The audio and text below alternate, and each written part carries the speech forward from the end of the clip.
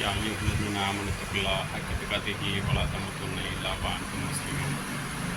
அன்பிற்கினிய எல்லாம் உள்ள அல்லாஹின் நல்லடியார்களே, அருமை சகோதர சகோதரிகளே, உங்கள் மீதும் என் மீதும் ஏக இறைவனின் சாந்தியும் சமாதானமும் என்றென்றும் நின்று ஓட்டுமாக என்று பிரார்த்தித்தவனாக எனது உரையை ஆரம்பம் செய்தேன்.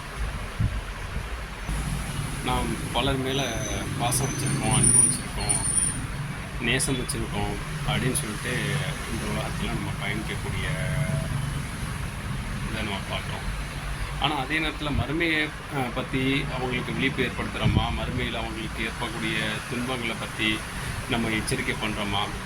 இந்த உலகத்தில் ஒரு சிறிய துன்பம், ஒரு முள்ளு குத்திருச்சு இல்லை கையில் ஏதோ கிழிச்சிருச்சு அப்படிங்கும்போது நம்மளால் மனசு ஏற்றுக்க முடியாத ஒரு சூழ்நிலை இருக்கும்போது மறுமையில் நரக நெருப்பில் தான் அவங்க கடக்க போகிறாங்க, நரக நெருப்புகளில் தான் பாட போகிறாங்க அப்படின்னு நமக்கு சிலருடைய செயல்கள் நமக்கு தெளிவாக தெரிந்தாலும் கூட, இல்லை அவங்க தொழாமல் இருக்காங்க, அவங்க நோன்பு நோக்காமல் இருக்காங்க, ஜக்கத்து கொடுக்காமல் இருக்காங்க, இன்னும் பிற நன்மைகளை செய்யாமல் இருக்காங்க, அப்போ அவங்கள நரக நெருப்பிலிருந்து பாதுகாக்க வேண்டிய பொறுப்பு நமக்கு இருக்கிறது அப்படின்னு சொல்லிட்டு என்றைக்காவது நம்ம சிந்திச்சிருக்கோமா?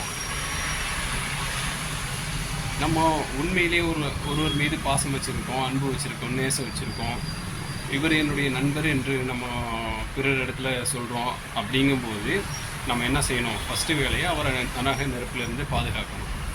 அதுக்கான முயற்சிகளை இனி வரக்கூடிய காலங்களில் நாம் மேற்கொள்ளணும் அப்படின்றதுக்காக தான் இந்த பதிவு நம்ம இப்போது பதிவு செஞ்சுக்கிட்டு இருக்கோம்.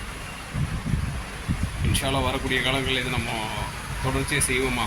இருக்கக்கூடிய காலங்களில் நம்ம இதுக்கு முன்னே நம்ம பேசின விஷயங்களை நானும் செயல்படுத்தி நீங்களும் செயல்படுத்த போகிற வாய்ப்பினை அல்லாஹ் உங்களுக்கும் எனக்கும் தந்தருள்வானாக என்று பிரார்த்தித்தவனாக.